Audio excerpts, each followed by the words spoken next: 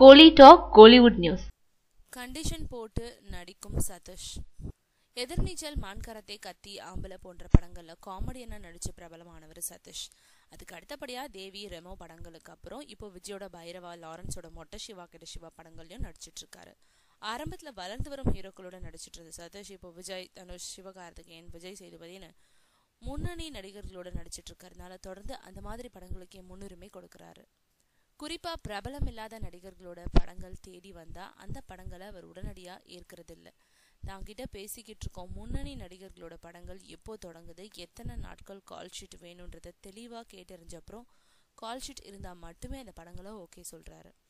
இதுக்கெல்லாம் மேல இந்த படத்துல நடிச்சிட்டு இருக்கும் போது பெரிய நடிகர்களோட படங்கள்ல நடிக்க திடீர்னு எனக்கு அழைப்பு வந்தா நான் போயிடுவேன், அந்த படத்தை முடிச்சு கொடுத்த பிறகுதான் உங்க படத்துக்கு வருவேன்னு கண்டிஷன் போட்டு நடிக்கிறாராம் சதீஷ்.